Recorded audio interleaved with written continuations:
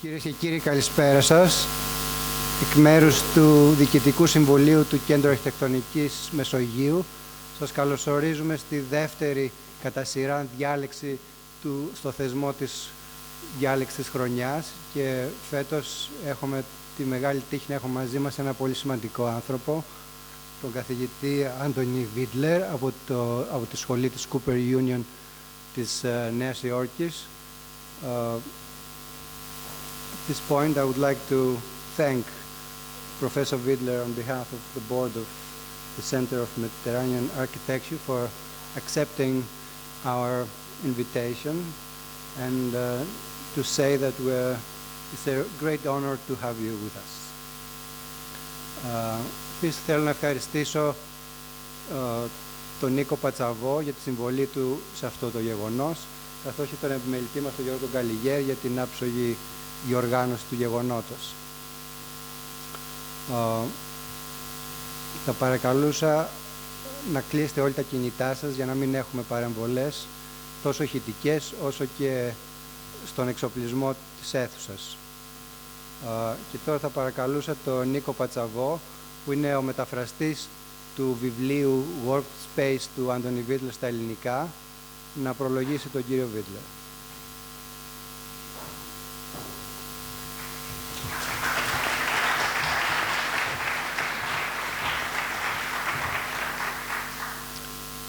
Καλησπέρα και από μένα και από τον συμμεταφραστή, τον παλιό μας φοιτητή και απόφοιτο, τον Βαγγέλη τον Μπεκιαρίδη. Η έκδοση του Workspace συνέπεσε με την εκδήλωση σήμερα στο ΚΑΜ. Εξ αρχής θα λέγαμε ότι υπήρχε μια σχέση ανάμεσα στα δύο γεγονότα και την Παρασκευή στην Αθήνα, στην Αρχαιολογική Εταιρεία, θα έχουμε την παρουσίαση στην πρώτη του βιβλίου. Ευχαριστώ οπότε και γι' αυτό τον καθηγητή Vidler που βρέθηκε μαζί μας καταρχήν για τη μεγάλη διάλεξη σήμερα, για τη δημόσια διάλεξη, και μας υποστήριξε και στην διαδικασία επιμέλειας και μετάφρασης του βιβλίου. Καταρχήν, σε σχέση με την σημερινή πρόσκληση, ίσως περισσεύει και περιτεύει το να προσπαθήσω να εξηγήσω με τον οποιοδήποτε τρόπο γιατί θα μπορούσε να είναι μια καλή επιλογή για όλους εμάς το να ακούσουμε από κοντά και να έχουμε την ευκαιρία να συζητήσουμε μαζί με τον Anthony Vidler. Κατά μία έννοια, εδώ και πάρα πολλά χρόνια, όλοι εμείς που σπουδάζουμε αρχιτεκτονική και σκεφτόμαστε για την αρχιτεκτονική, έχουμε συζητήσει μαζί του μέσα από τα πολύ σημαντικά βιβλία του, όπως το Workspace, όπως το The Architectural Uncanny, αλλά και μέσα από τη σειρά άρθρων που έχει εδώ και δεκαετίες δημοσιεύσει σε πολύ σημαντικά περιοδικά αρχιτεκτονικής και τέχνης, όπως το Architectural Design, το Perspecta, το Positions, το Art Forum, το Lotus International και πολλά άλλα. Το October, το Grey Room, το Architectural Review, το Log. Απλά να υπενθυμίσουμε μάλλον κάποια ελάχιστα στοιχεία για το πολύ πλούσιο βιογραφικό του. Έχει διατελέσει κοσμήτορας, πρόεδρος και καθηγητής ίσως στις σημαντικότερες σχολές στην Αμερική, όπως η Cooper Union, το UCLA, το Cornell, το Yale και το Princeton. Το συγγραφικό του έργο έχει δημοσιευτεί ιδιαίτερα σε ό,τι αφορά τα τελευταία του έργα, κυρίως από το MIT Press, αλλά και τον ελβετικό οίκο Birkhauser, και έχει δημοσιευτεί ταυτόχρονα και σε πολλές άλλες γλώσσες, ιδιαίτερα στα γαλλικά, τα ιταλικά και τα ισπανικά, που σχεδόν τα περισσότερα έργα του έχουν μεταφραστεί, και πλέον και στα ελληνικά. Το θέμα της διάλεξης, Second Best Architecture, Design Between Utopia and Catastrophe, προσπαθήσαμε να το αποδώσουμε ως η αμέσως καλύτερη αρχιτεκτονική, σχεδιάζοντας ανάμεσα στην Ουτοπία και την Καταστροφή.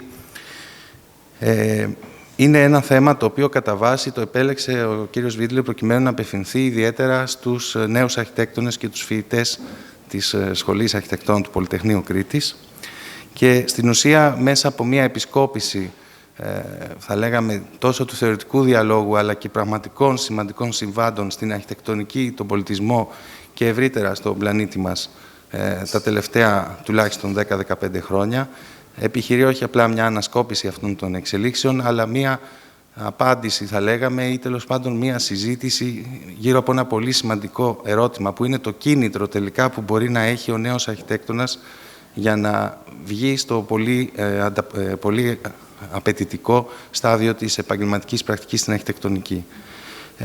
Έχει να κάνει δηλαδή με το κατά πόσον μέσα σε ένα περιβάλλον μιας διαπιστωμένης καταστροφής, σε πολλά επίπεδα, κοινωνικό, οικολογικό κτλ., θα λέγαμε ότι οι ουτοπίες που μπορεί να ακολούθησαν και τις γενιές τις αμέσως προηγούμενες, η διάψευση ή μη αυτών των ουτοπιών, κατά πόσο θα μπορούσαν συνδιαλεγόμενες αυτές οι ουτοπίες με το περιβάλλον αυτό της κρίσης να επιτρέψουν μια καινούργια ηθική και ένα καινούργιο κίνητρο στις νέες γενιές των αρχιτεκτόνων. Σταματάω λοιπόν εδώ εγώ και καλώ τον κύριο Βίτλερ να πάρει το βήμα.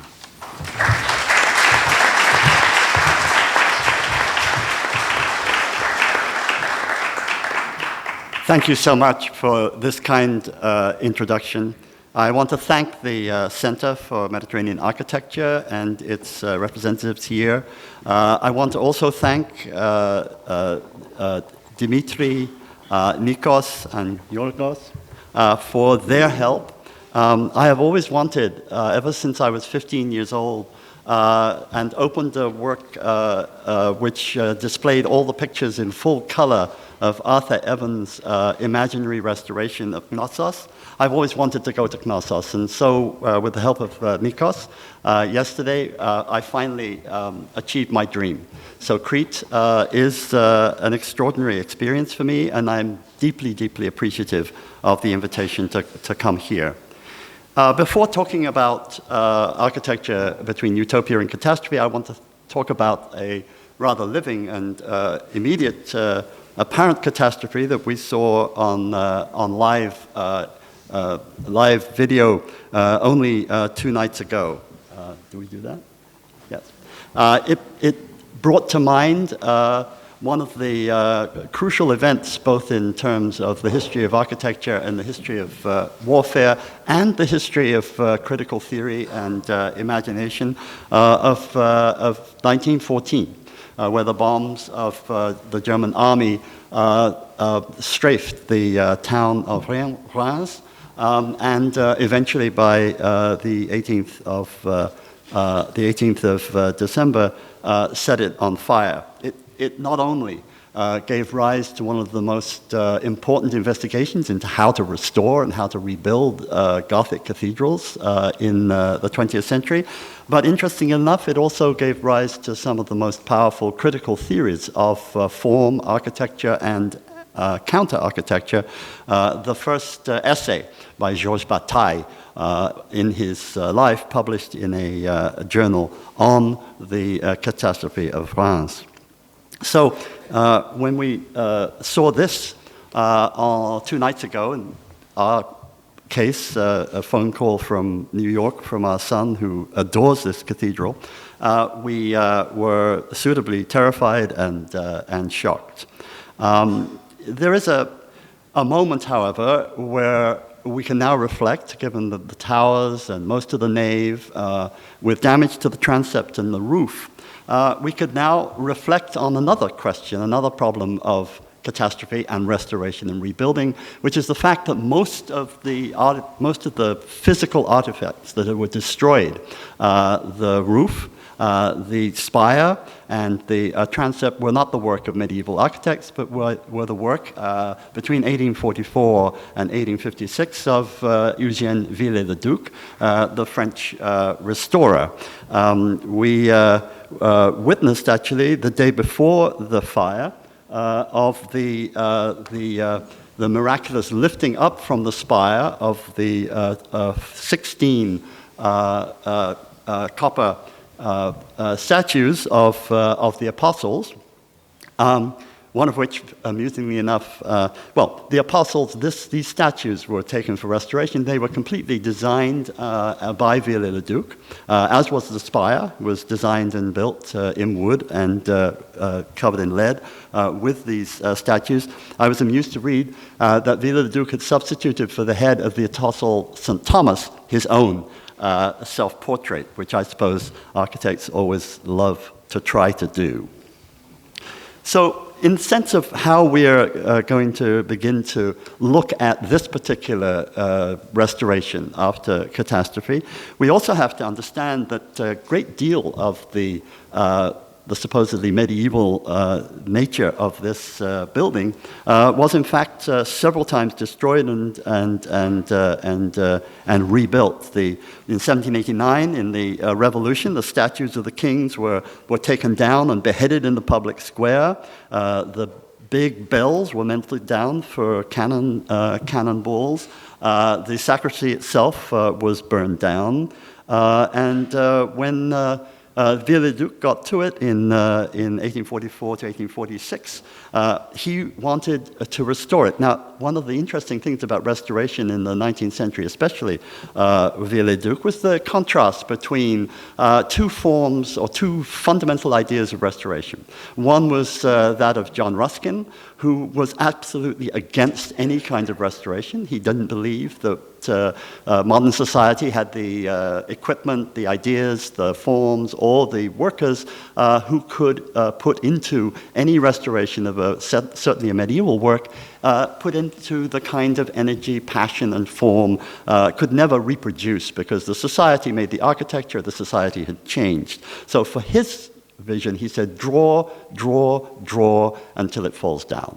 Viollet-le-Duc, on the other hand, had an imaginary of restoration where in his great dictionary of architecture, he said to restore is to bring a medieval work to a state more perfect even than its originators were able to achieve. So he believed that his Gothic was better than any other Gothic had ever been because he knew the principles of Gothic and could then rebuild a medieval cathedral and did try much across France itself to a more perfect original state.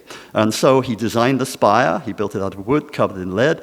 He topped it with a figure of a rooster, and then added in 1935 was a I guess it was a model of the crown of thorns, all of which fell. The question now, of course, is to whether to restore this medieval building to the state of which it was before Viollet-le-Duc, or whether to treat Viollet-le-Duc's restorations as historical architecture in themselves. He was understandably a good architect, a great architect.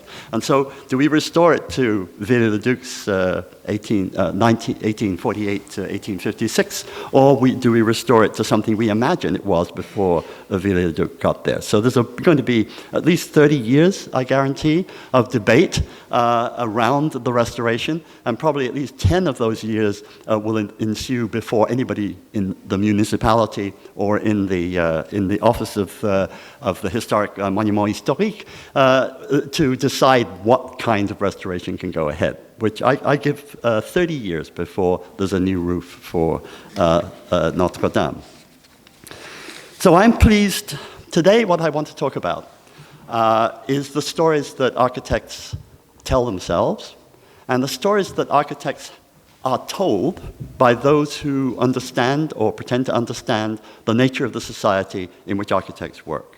And of course, the stories that architects tell themselves have a kind of narrative form that often imitates, emulates the narrative form of the stories that philosophers, economists, political scientists, and other experts in society tell about the society itself. And interweave, therefore, in the narratives that architects tell, there are the narratives that philosophers and politicians tell. And so tonight what I want to do is to talk about 12 narratives. 12 narratives that from the time of Plato to the present, architects have told themselves in relationship to the narratives that historians and politicians and, of course, philosophers have told.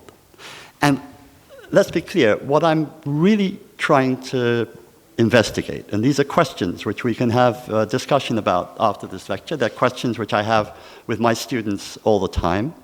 Are these narratives something that can give us a clue as to how to operate in the context of the stories we tell? Let's start. I'm interested then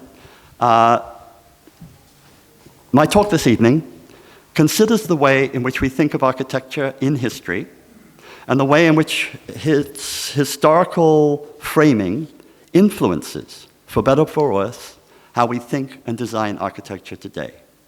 I speak of the narratives, the stories we tell and have heard throughout the last 2 centuries that attempt to explain architecture to us, and by us, I mean all those who are concerned with the invention, development, and production of architecture today, and especially the students, whose mission is to develop architecture tomorrow. These stories, as the historian of the environment, William Cronin, points out, with respect to stories told about the environment, have beginnings, middles, and ends that are calculated to produce certain results. They are neither histories nor chronicles, but narratives, the beginnings of which predicate the defined end. I begin, and I'll return in the end, to the celebrated statement that, according to Plato, was made on Crete in a walk from Knossos to Mount Ida, the Athenian visitor, and I now work from Plato's Laws. So this is the first narrative that I'll be talking about. What is ideal, and how can the ideal in some way or another be mediated by the real? The Athenian visitor, and this is Plato's last and very long discourse, which I guarantee almost nobody who talks about it has read to the end.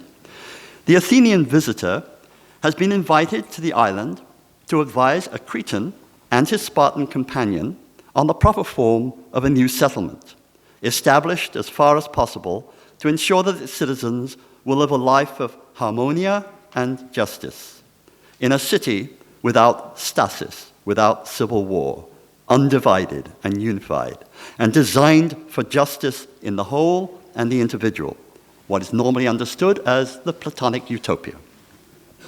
They draw up the plans for this city as they walk from Knossos to Mount Ida, no doubt to propitiate Zeus, the first lawgiver to King Minos, who was born in a cave on the side of Mount Ida. At a certain point, even the Athenian realizes that their idealist propositions are just too ideal. That, for example, the absolute equality of women, the unification of a population drawn from other existing cities, and that they'll have to compromise. Hence his proposal that while keeping the ideal in mind, it may be more practical to settle for what is usually translated in English as the second best, or even the third best version, or constitution no higher than the second point in excellence. That's one translation. In French, a city of the second rank or even the third rank. And I give you the Greek from Plato and the general English translation of this particular passage. The idea that while you keep the ideal in mind, you nevertheless strive for something which is realizable. I won't enter into the various and long drawn-out interpretations of Plato's meaning here, but I just want to hold in mind that this move from the absolute paradigma to its second or third form is in fact the move in design that we all operate, that we have since Plato through the Renaissance and into the modern movement, understood as the archetypal method of architectural invention, from an ideal type to the reformulation in a more pragmatic, less than ideal way. And starting with Plato, and installed in architectural thought by Vitruvius, that's the second narrative of my 12, these moves from the ideal to the real, the idea or form to its material manifestation, has been given its authority by stories. Stories that have been repeated so often in so many different versions that they become ingrained in the very thought processes of what we call architectural design. So in what follows, I want to trace the impact of these narratives on architecture, narratives that are given purpose, authority, and often a formal vocabulary to architecture, and those stories on which we now rely on for the same purpose. The general thrust of my argument is that the early stories about architecture, which we inherit from Vitruvius, are stories that are fundamentally geared to telling us how to make architecture, what to do about architecture, what kind of proportions architecture should have. The fact that architecture, the temple, for example, comes from the wooden structure of the hut, tells us what are the metapirs, what are the proportions of the Doric, tells us about architecture. And my idea, I think, and especially hearing the very large narratives that we hear today should shape our world, the narrative of ecological disaster, of the Anthropocene, of the end of civilization on Earth, that maybe these narratives demand mediation to the point where we have to understand how within those narratives to make another architectural narrative that tells us what to do. Because a lot of my students will say, and a lot of people I talk to, will say how hopeless we feel in this long span which comes to a dead end in the end of civilization, the end of life on Earth, and so on. If you read the titles of these cataclysmic books, it gives us no sense as architects of what we might do, as opposed to the narratives from history. I focus on narratives rather than histories because of the strange effect narratives, and not histories, have had as the mythic structure of our field. The narratives that give context and meaning to an otherwise abstract and unauthorized discipline, as Vitruvius himself said, an art and a science that society can very well do without, often imposed on society without its permission. An art that Hegel noticed simply shapes stone, which has no meaning until it's called stone, as having some meaning in itself. But it doesn't embody that meaning. We tell it that it has that meaning.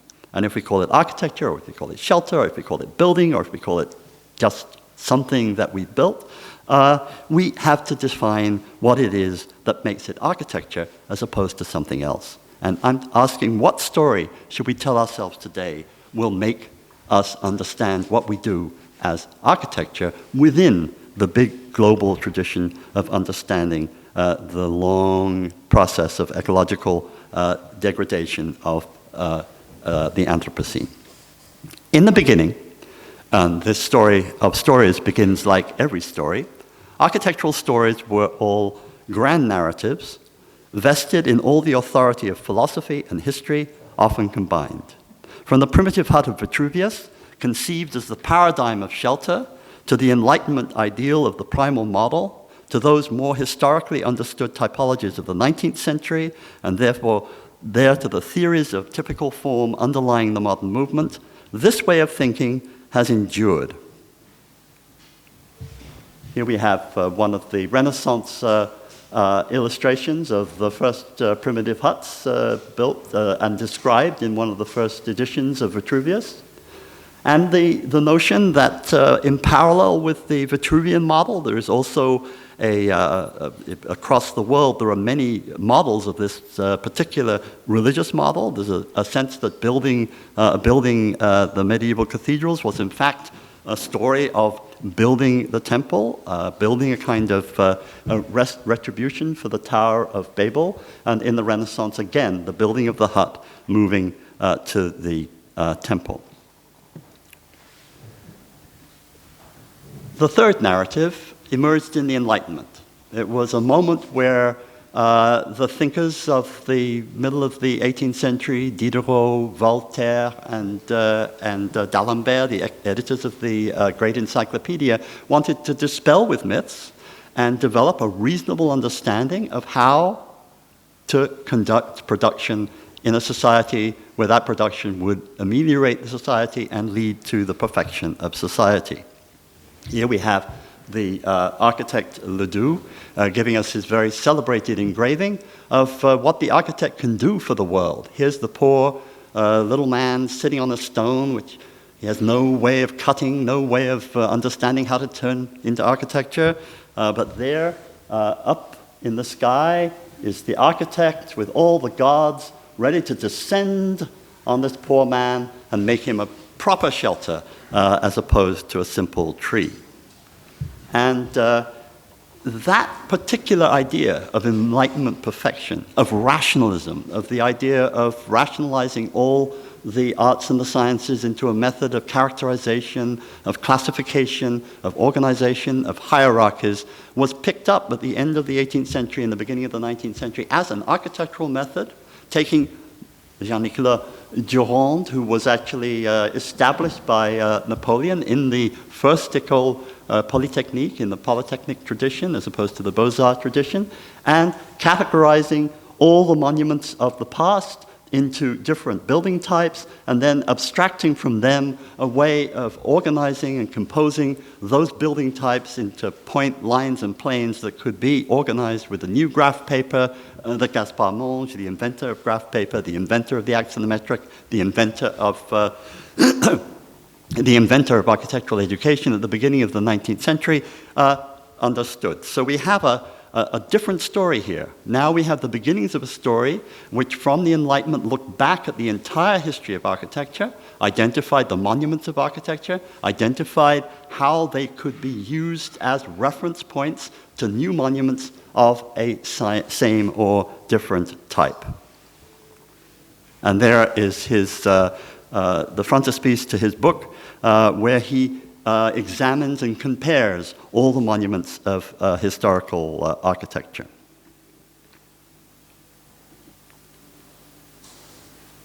Throughout the 19th century, we heard new narratives, narratives of progress, from the primitive origins to the present, sometimes based on the enlightened vision of continuing progress in knowledge, sometimes based on Hegel's grand trajectory of the arts, from the symbolic to the classic to the romantic, where the final unity of art and thought and civic subject rendered architecture relatively without a sharing role.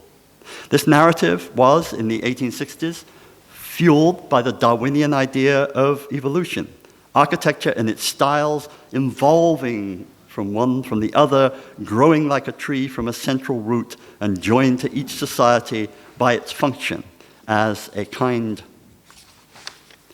of language, a language that spoke the spirit of the age, the zeitgeist. And we have here Sir John Soane at the beginning of the 19th century displaying in this kind of museum of historical typologies all his projects, showing his projects as a kind of evolutionary tree of architecture, an evolutionary tree of architecture that, like all nature, was also fated to die and to fall into ruin. Here, this is a technique that many of you might want to, it was very successful for John Soane. He had the project for the Bank of England, one of the biggest projects in London of the early 19th century. And instead of showing them his project, he showed them a vision of his project ruined and demonstrated to them that his project would make better ruins in 2,000 years than Rome itself. So if you can demonstrate that your ruined project will be better than better than any other ruined project, you might get the commission. The development of the sciences, the developments of anthropology, the developments of sociology, the developments of all the academic sciences towards the end of the century. Gottfried Semper was one of the major thinkers that pushed the realist understanding of architecture, from the most primitive huts to the huts that were made. He saw this Caribbean hut in the Great Exhibition of 1851 and saw it as the key to the fundamental elements of architecture. So we have here someone who's looking at the real anthropological and sociological roots of architecture, the continuing of architecture in society in this present day, and moving towards the proposition that a narrative could be made of progress from that Caribbean hut, for example, to the temple of the Great Exposition of 1851, the glass house that Paxton wrote of that, and Viollet-le-Duc the same. He took the principles of Gothic composition, of Gothic structure, and developed them, as we've just been saying, of perfection.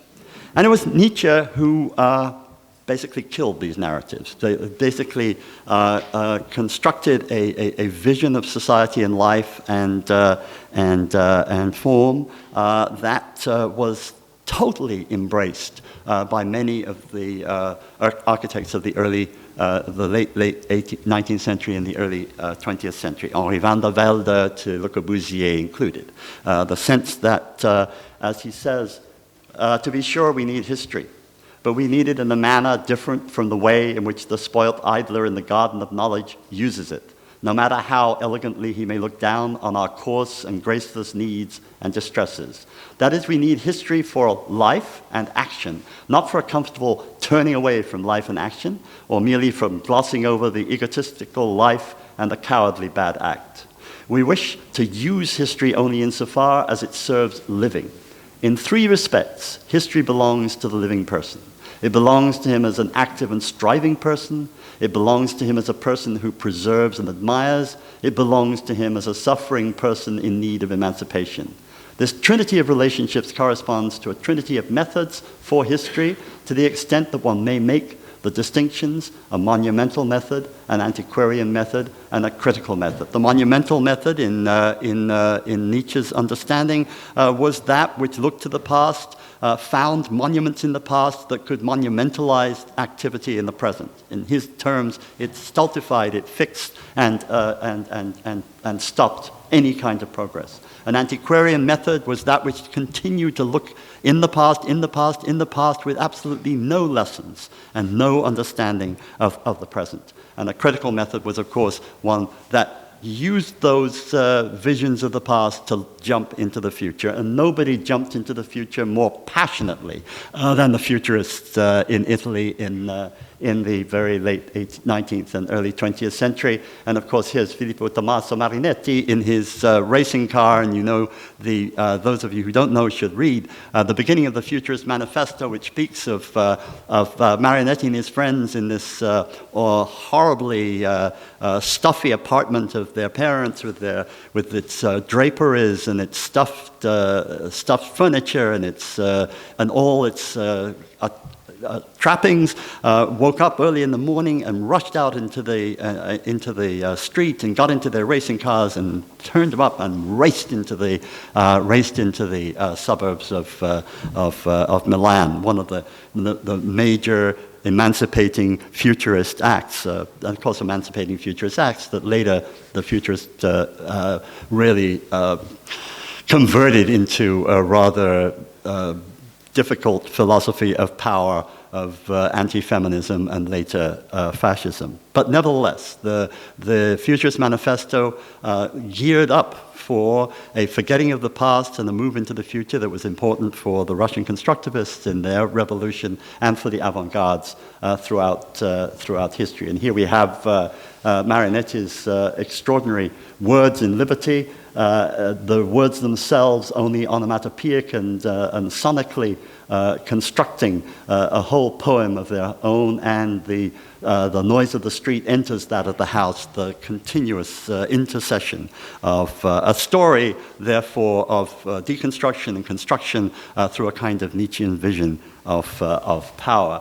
A Nietzschean vision of power which was tamed slightly in Le Corbusier, but nevertheless had a strong hold on the purists and the Corbusians of the early 20s, where he saw architecture struggling out of the Middle Ages and moving into classicism, moving from the sense of perfection of the Parthenon, but the equal perfection of the designed implements. And actually, Steve Jobs would have loved this particular quote: "Architecture is in the telephone and in the Parthenon." It's a quotation that resonates, I think, at a moment when people were trying to separate out monumental architecture as architecture and all the rest as building. There's that wonderful and very, very dangerous phrase that emerges at the beginning of the historian Nicholas Pevsner's book, Outline of European Architecture,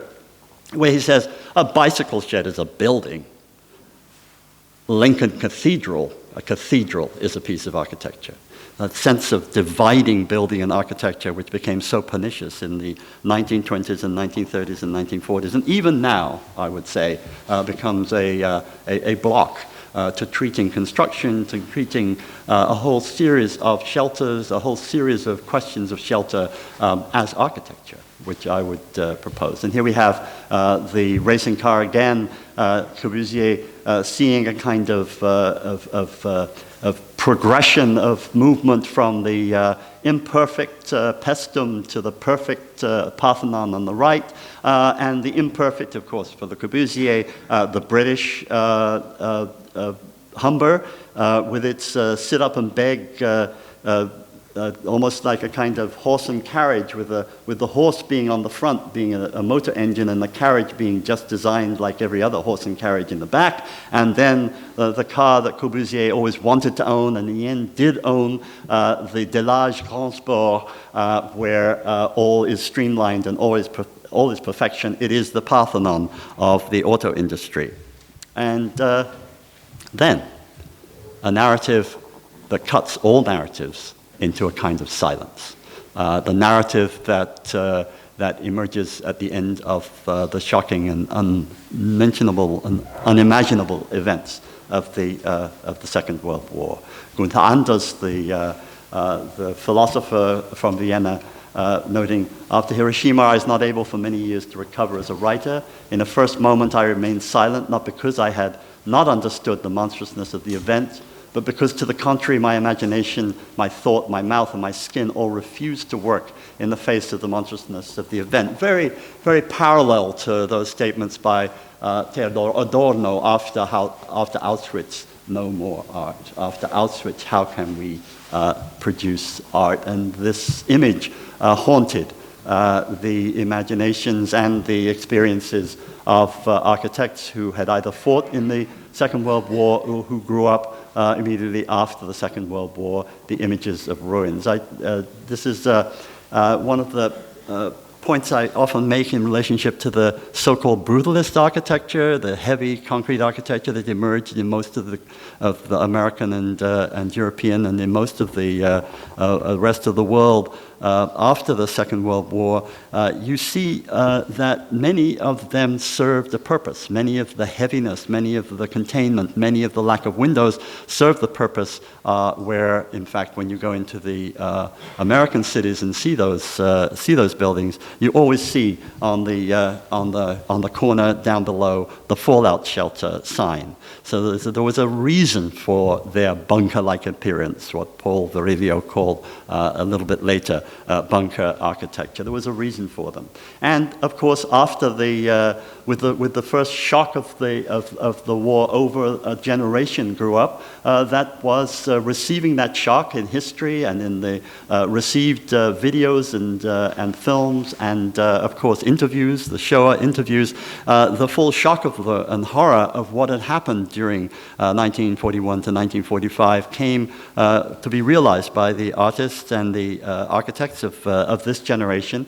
Hals Rucker playing with the notion of ironically playing with the notion of security and safely in a post-atomic environment. Guy Debord, the situationist, who I remember once said, "Nous sommes enfants perdus." We are lost children. Why? Because we had no sense of the possibility of survival beyond a certain age, given the standoff of the nuclear powers in the period of the 50s and 60s. This ironic and very, very brilliant article on the shelter program of the United States launched by Kennedy in the 1960s, where, as Debord writes in this particular piece, the American real estate industry has persuaded everybody in the suburbs to build one house above ground. Now it can sell them one house, another house, a second house below ground.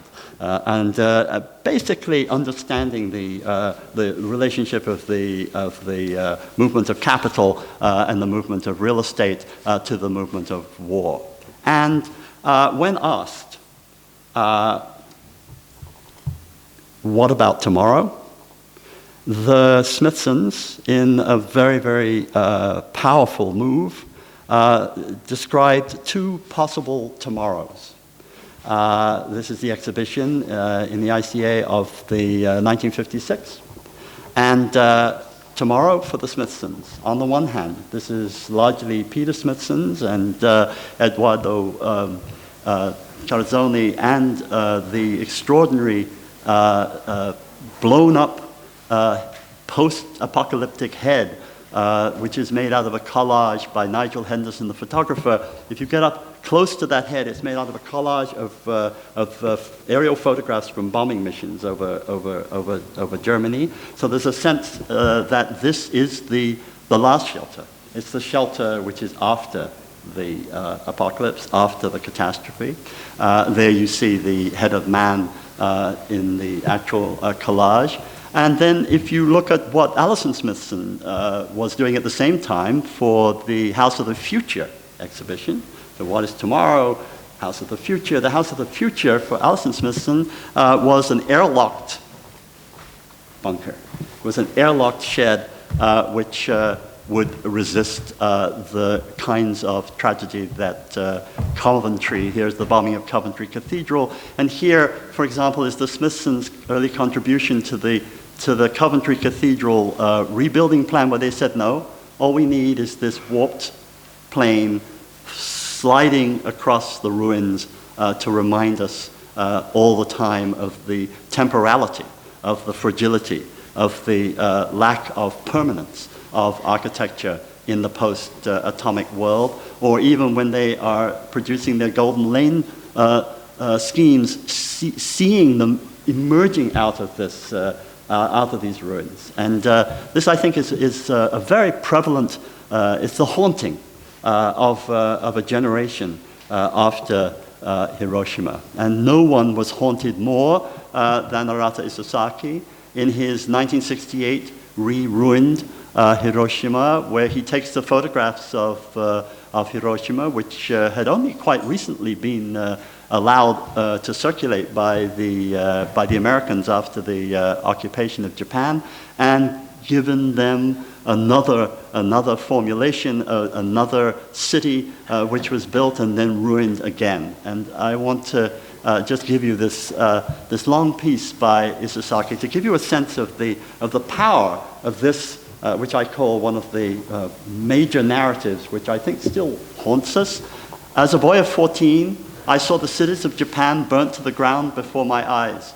Running through the rapidly collapsing streets like a hunted animal, I escaped the incendiary bombs. This was Tokyo. Not the complete and utter destruction of everything I knew, which ensued in their wake. All the physical objects in my world and everything around disappeared. It seems as if some fabric of life, even the bonds of family and other human relations, were reduced to so many piles of rubbish. There was not a cloud in that sky over the Japanese archipelago on the day Japan surrendered. The summer sun cast sharp black shadows on the ground.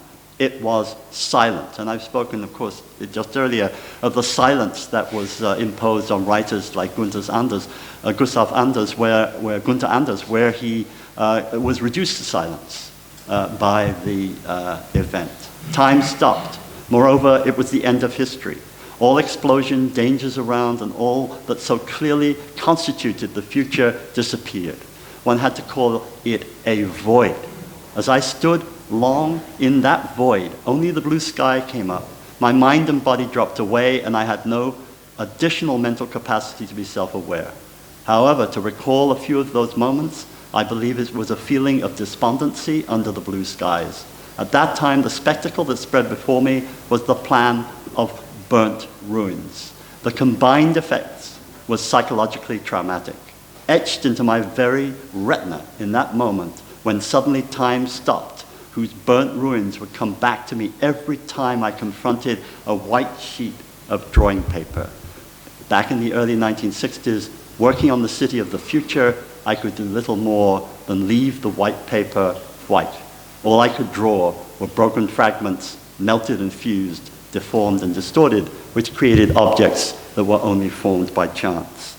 So to a certain extent, that's one of the first narratives of our era, which to a certain extent is a dead-end narrative. To a certain extent, it allows for nothing but white paper and a spectacle of a world in ruins. But in that trauma, in that void, Isesaki managed to build. He built, as you know, he got the Pritzker Prize this year. He built an extraordinary number of extraordinarily interesting buildings. But for me, the most poignant were 3 shelters that he built in the Mojave Desert just outside Joshua Tree. And those 3 shelters were shelters that were geared to the seasons. A shelter for the spring and summer, a shelter for the summer and autumn, and a shelter for the winter. A series of shelters that were just poised, literally one could sleep in those shelters, under those shelters, but actually punctuated the void as slightly and as lightly as they could. They were, for him, the response, if you like, to the rubble of nature, the organization of the simple, plain structures of habitable life. Back, if you like, to that primitive hut, that primitive shelter that began architectural visits. Okay? Out of this, of course, came not utopia, but dystopia. A whole series of projects from Archizoom, from Super Studio. Dystopias which were, as you can see in this extraordinary section, no more than the entire version of a city underground, an entire bunker city with life at the top, only under these biospheres, and life at the bottom in transit, but level after level after level after level. Or our entire civilization returned to nothing on a flat grid of ground and rendered into nomads again, nomads with nothing more nor less than what we started with. Against this narrative of hopelessness came a narrative of hope, a narrative which began in the 1960s, was deeply intensified by the gas shortages across the world of the early 1970s, and which were immediately countered and thrust back by what we now call a kind of postmodern historicist, almost a narcissistic vision of architecture resisting the world and resisting the great narrative. But this narrative, which is a narrative of ecological catastrophe, which is in the 1970s at least not a dead-end narrative. If you listen to Bucky Fuller, if you listen to John McHale, you listen to their experiments, you listen to their warnings, and you listen to their graphs in his in This Is Tomorrow. This is the actual exhibition poster for the shelter that Peter Smithson designed as the catastrophic post-apocalyptic shelter. You can see that in the ceiling of this nice little London row house, which was filled with all kinds of American consumer products, was a very special kind of ceiling. It was a ceiling that McHale had cut from a Life magazine. It was the photograph, the first satellite photograph, long before we'd reached the moon, the first satellite photograph of the Earth. For McHale, that ceiling registered the demand of This Is Tomorrow in 1956 to look beyond the small rooms of London comfort and American consumer products, and to look at the Earth from a point of observation that would give us, as he said in his 2 extraordinary books of 1969 and 1971, The Future of the Future and The Ecological Context. The Ecological Context is a book that could have been written yesterday, and it should be written again and published tomorrow. It has a full analysis of the resources of the Earth, the full analysis of population growth, a full analysis of climate, and a full analysis of global warming already in 1971. It was an analysis which he hoped would lead to action. So this ecological narrative at this moment was a hopeful narrative. It was a hopeful narrative for those who believed that technology would solve the problem. Here, Raina Banham is sitting in the bubble Here, Archigram is seeing a living city developing out of the technological artifacts that had emerged in the space program until the last narrative. This is my last narrative, and I'm questioning at this point whether it is a narrative, and we can have a discussion about this. This is a word that has come into use very commonly over the past 10 years in various disciplines. Literary critics are talking about the Anthropocene, biologists are talking about the Anthropocene, geologists are talking about the Anthropocene, climatologists are talking about the Anthropocene, and now architects too are talking about the Anthropocene. The Anthropocene, of course, is that moment where in 2000, Paul Cruzen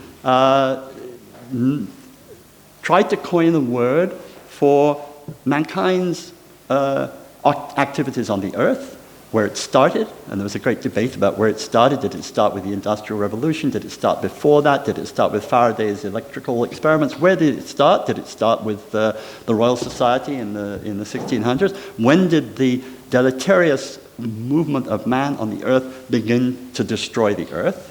And the Anthropocene, as far as Paul Cruzen and others have it, has an end. It's an end date. The end date is at the moment where everything is destroyed on the earth, where there's a complete meltdown of animal and plant and human life. And I'm now wondering whether or not, and many critics of this particular constitution, this particular narrative of life on the earth, has led to a kind of helplessness, a kind of hopelessness. Many of my students say, well, what am I going to do? If it's going to end, is there anything we can do? I give the examples of a number of kinds of activity, but simply I give the examples of an activity that emerged just after the second great nuclear catastrophe, which was also a tsunami catastrophe at Fukushima in Japan, where Toyo Ito, the architect, brought together a number of his young students, including collectives like Atelier Bow Wow, to work on the ruins, to establish an architecture that would rebuild something. Not to rebuild the community that existed before, but to talk to the community that were the community of survivors. And in a very moving presentation that I heard from the Atelier Bow Wow 2 weeks ago, in the United States, they demonstrated the way in which they talked to the survivors as a collective group. The survivors who were bonded together by necessity, they'd never met each other, but they were bonded together in order to make food, in order to make shelter, and so on. They had formed a kind of community. And that community was with Toyo Ito and the architects working in Fukushima, still now working in Fukushima, as the radiation is to a certain extent mediated, as some of it will never be mediated, as certain levels of construction are pointed to. They are working to build a community out of very simple materials, out of reusable materials, materials that are left, materials which can be shaped, sometimes by hand, sometimes by machinery, but an intensive and active engagement in the now, as opposed to a hopeless sense of the then or the when. And so, to a certain extent, I would advocate a moment of reflection as to whether the narratives that we're now talking to ourselves shape our activity are the right narratives for a continuous set of events that are more and more going to shape our lives, and the architecture that's important for those events. That is for you as students and architects to invent, and I'd be very happy to receive your instructions and to lecture on the possible narratives of a present architecture next time. Thank you.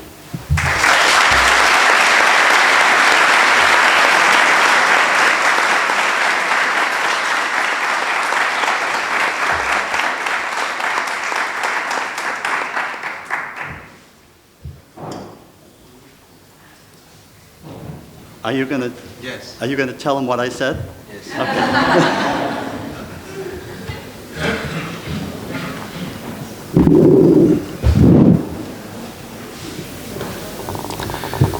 Λοιπόν, θα προσπαθήσω να το κάνω πολύ συνοπτικό και ελπίζω να είμαι ακριβής. Γιατί τα άλλαζε κιόλας συνέχεια. Λοιπόν, καταρχήν σε σχέση με το ζήτημα της άμεσης επικαιρότητας στην πυρκαγιά στην Παναγία των Παρισίων, μπορούμε να βλέπουμε πάλι και τις εικόνες ίσως τα γρήγορα, αν μπορέσουμε να ταυτίσουμε το ρυθμό.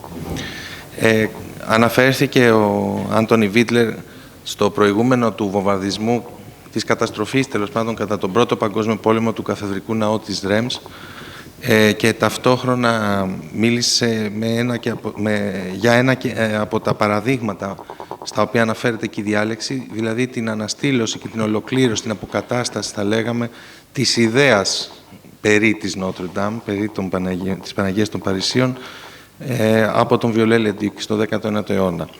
Και υπενθύμησε το ότι ευτυχώς το κομμάτι τουλάχιστον που κυρίως έχει καταστραφεί από την πυρκαγιά είναι αυτό το οποίο σχετίζεται με την πιο πρόσφατη φάση του μνημείου, που είναι η φάση της επέμβασης, της παρέμβασης, τέλος πάντων, του Viollet-le-Duc.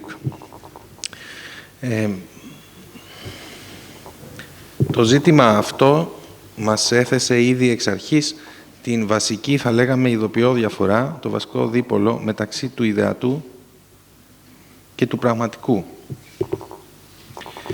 Όπως αυτό εμφανίστηκε σε πάρα πολλές από τις μεγάλες αφηγήσεις που χαρακτήρισαν τον αρχιτεκτονικό λόγο διαχρονικά. Για παράδειγμα, και μένουμε για λίγο ακόμα στο παράδειγμα των δύο καθεδρικών ναών, η αντίληψη του Viollet-le-Duc για την ολοκληρωμένη στιλιστική αποκατάσταση βασιζόταν σε μια λογική η οποία θεωρούσε ότι η αποκατάσταση μπορεί να ισοδυναμεί ακόμα και με βελτίωση του μνημείου μέσω της εξιδανίκευσης, θα λέγαμε, που προσπαθούσε να πετύχει και ο ίδιος, ερχόμενος να παρέμβει αρκετά δραστικά στην πραγματικότητα την οποία είχε παραλάβει μέχρι τότε. Αντίθετα με τον Viollet-le-Duc, ο Ράσκιν την ίδια περίοδο στην ουσία διαπίστωνε σχεδόν την αδυναμία της σύγχρονης κοινωνίας, της βιομηχανικής εποχής και της τεχνικής και της τέχνης της εποχής να μπορέσουν να συνεχίσουν, θα λέγαμε, επί ίσης όρης και με την ίδια ποιότητα να ολοκληρώσουν το έργο των μεσαιωνικών συντεχνιών και της μεσαιωνικής κοινωνίας. Οπότε, υπ' αυτή την έννοια, ο Ράσκιν μας καλούσε πιο πολύ να απέχουμε από σχεδόν οποιαδήποτε πράξη ολοκλήρωσης εντός εισαγωγικών του μνημείου.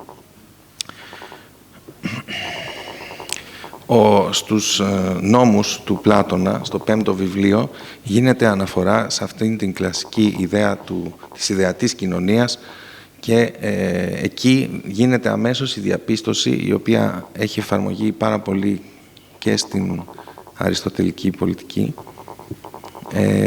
για την ανάγκη μία ιδέα, μία διατύπωση του απόλυτου να μπορεί ταυτόχρονα να διατυπωθεί και με τους όρους μιας δεύτερης ή και μιας τρίτης επιλογής, οι οποίες στην ουσία ορίζουν τη σφαίρα του εφικτού.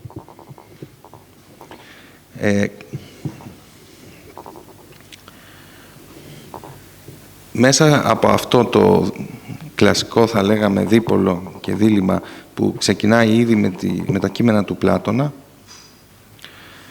θα παρακολουθήσουμε ή παρακολουθήσαμε ήδη μία σειρά από αντίστοιχες διαλεκτικές που αναπτύχθηκαν ιστορικά στην αρχιτεκτονική και στον αρχιτεκτονικό λόγο, διαλεκτικές οι οποίες πάντοτε ταυτόχρονα χαρακτηρίζονταν από μία αναγκαστική σχεδόν αναφορά σε ένα εξωτερικό πεδίο, έξω αρχιτεκτονικό, το οποίο ξεκινάει καταρχήν να είναι η φιλοσοφία και ακολουθεί αμέσως μετά η ιστορία ή συνδυασμός των δύο.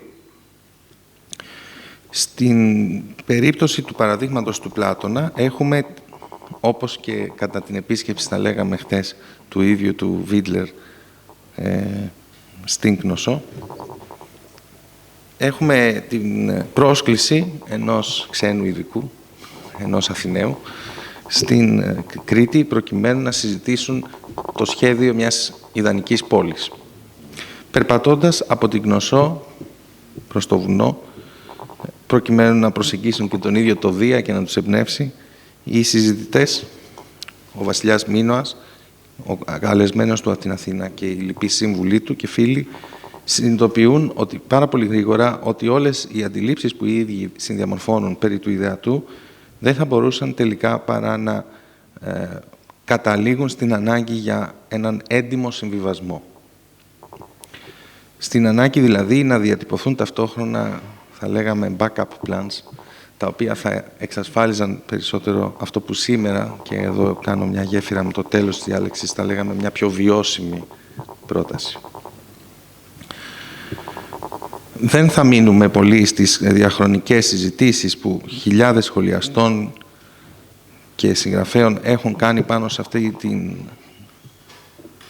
σε αυτό το κείμενο του Πλάτωνα.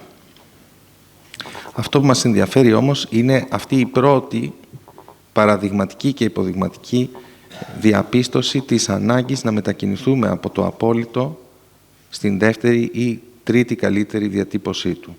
Και μάλιστα αυτή η ανάγκη γίνεται κατανοητή όταν ερχόμαστε να αναφερθούμε ιδιαίτερα στο πεδίο του σχεδιασμού, της αρχιτεκτονικής, και ίσως με αυτή την έννοια αυτό οδηγεί και σε μια άλλη διαπίστωση ότι η ίδια η αρχιτεκτονική είναι εξ αρχής τοποθετημένη μέσα στο πλαίσιο αυτού του δεύτερου ή τρίτου καλύτερου. Ο Βιτρούβιος, ερχόμενος και αυτός σαν μια νέα ιστορία, μια νέα αφήγηση και όχι ιστορία με την έννοια της επίσημης επιστήμης της αρχιτεκτονικής, προσπαθεί και αυτός να εντοπίσει τον σκοπό, την αξία, αυτό που δίνει νόημα στην αρχιτεκτονική. Και υπ' αυτή την έννοια καταφεύγει σε μια άλλη στρατηγική, αναζητά συνθετικές αρχές και μεθόδους που θα εξασφαλίσουν το ορθό αρχιτεκτονικό αποτέλεσμα.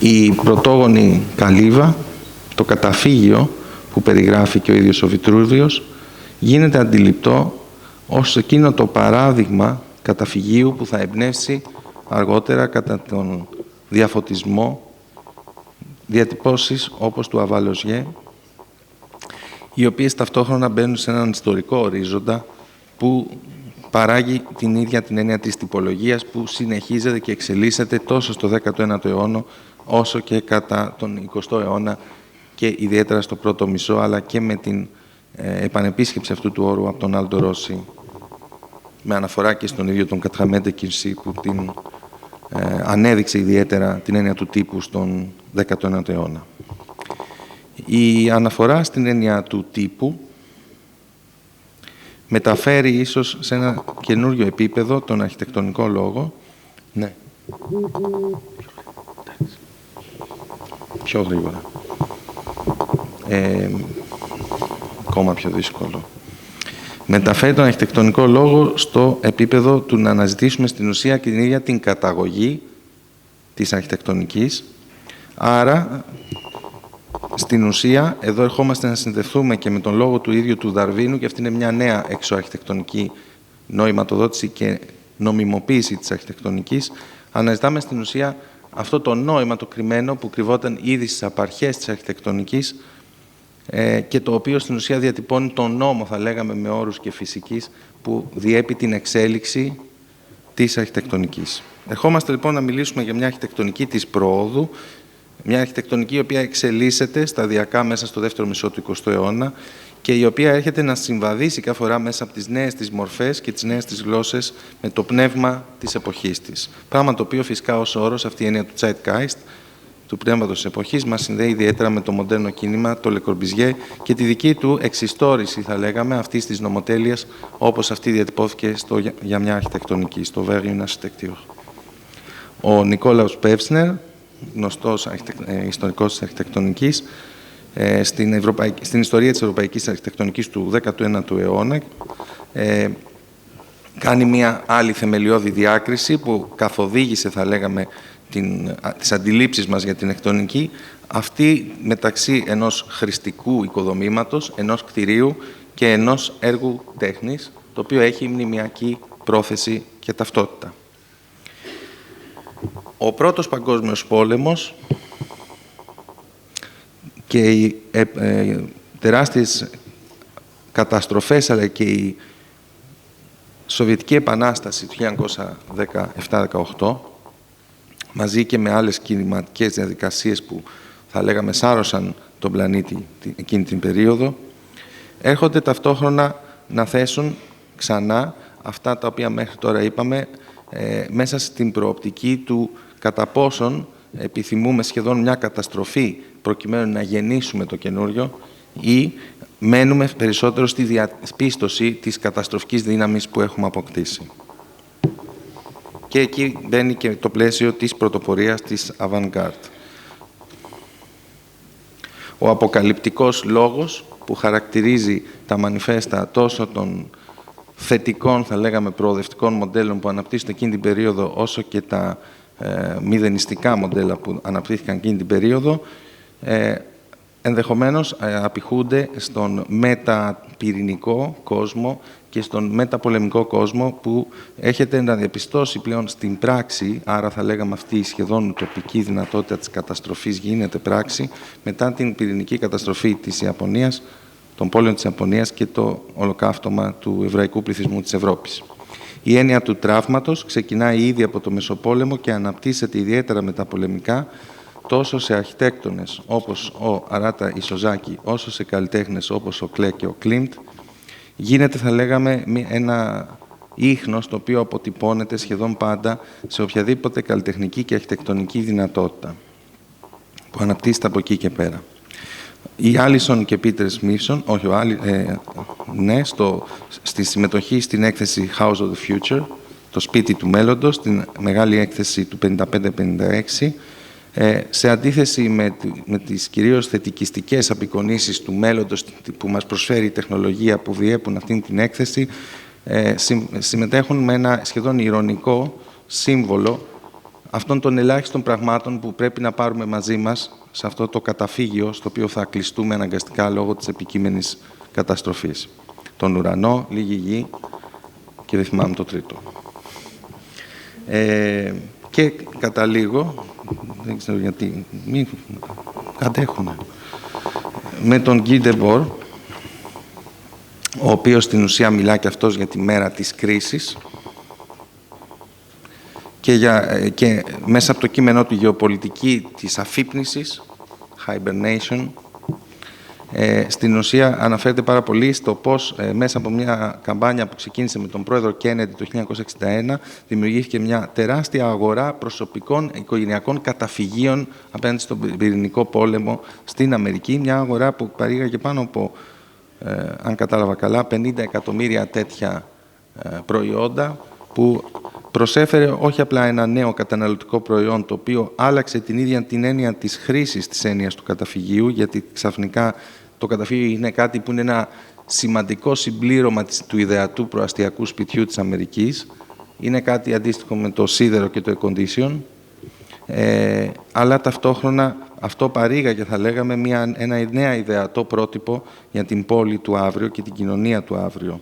Άρα έχουμε αυτή την πολεοδομία της απελπισίας που παράγει η παράνοια του ψυχρού πολέμου.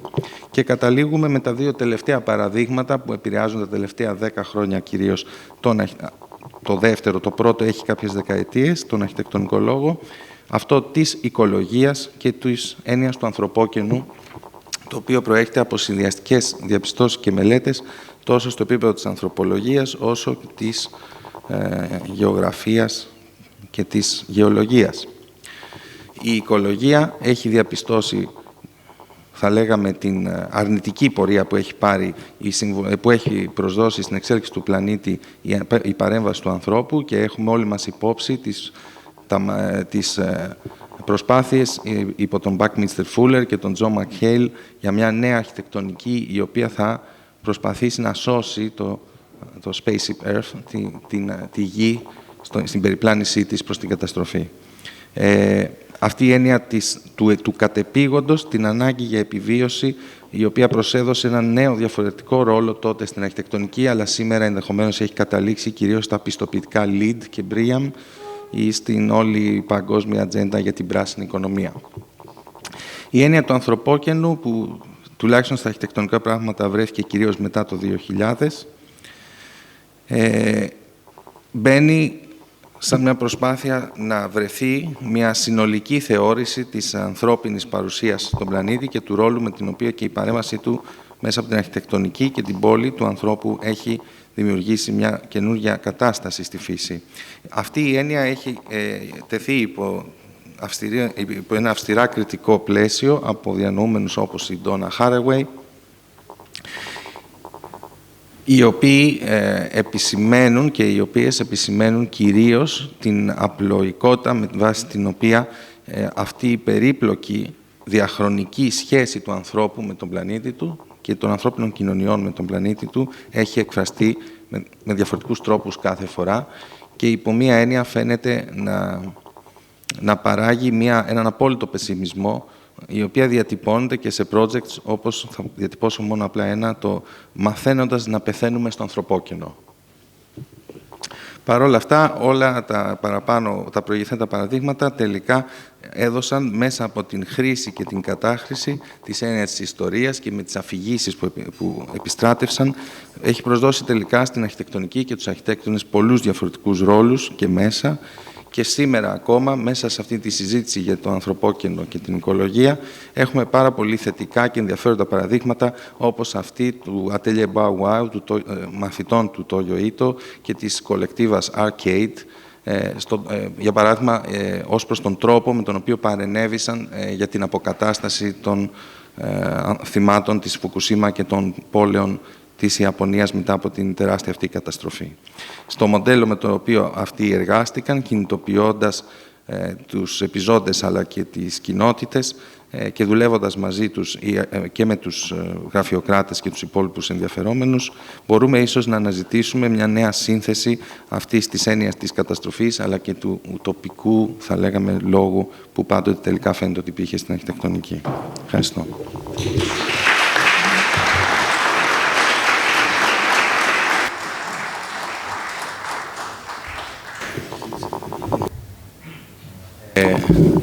We can start with possible questions and interventions. Since we are quite a few here, I would need to ask you to, in contrast to me, speak as loud and clear as possible, and if possible, not to take too much time because we need to hear more people. Thank you.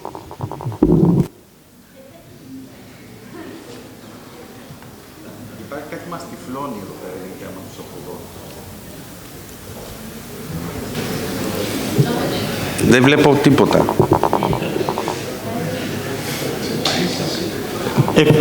Πείτε κάποιος, να σηκωθεί απ' για να τον βλέπω. Someone has to stand up to ask questions because we don't see you. The light is against us.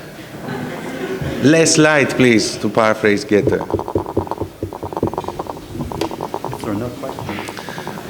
No questions?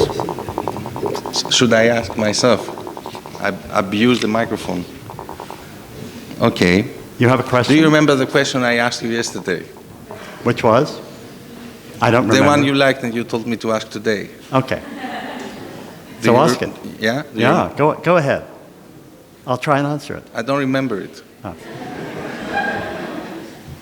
Do you remember what it was? Not at all, no. I was too tied up in Knossos and what can I tell you? I forgot. I remembered. You remember? Stop. Yeah. Okay, the question is, we talked about paradigms, basically, about models of thinking about what is right and what is wrong and how to do it. And we described an overall evolution of these paradigms in architectural discourse. The question will be if maybe today we are at the end of the idea of the paradigm. They will not, that what has ended is not in a way society or the planet or architecture, but the sheer idea of how an example, a paradigm, a way of doing things as a concept is not a valid way to think anymore? I would answer that in the same way I would answer those who say history has come to an end. I would answer that it's impossible for history to come to an end. It's possible for modes of writing history or modes of understanding history or modes of being historical to move from one paradigm to another, but I don't think it's possible for any thinking being to act without a paradigm of some sort. There is this discussion, to give it the context of our discussion yesterday, about the end of theory, which comes out also of cybernetics and, for example, the big data, and how by following constant flow of gigabytes of data, what you need to do is not try to interpret why something you observe as a phenomenon is actually happening, but sort of try to follow what is happening. You've just enunciated a new theory of a new paradigm of reading data. It's again a theory. Yeah. A theory against theory. Yeah. Well, no, a theory against the theory that was. Yeah. But maybe the theory to come. Yeah. But, you know, that's contested. That's contestable in relationship to whether it operates as a way of understanding how to move in architecture, right? Okay. Yeah. Any other questions? If there are no questions, then you can ask we one. could move towards the, or have all the pastries been eaten? All right, thank you very much.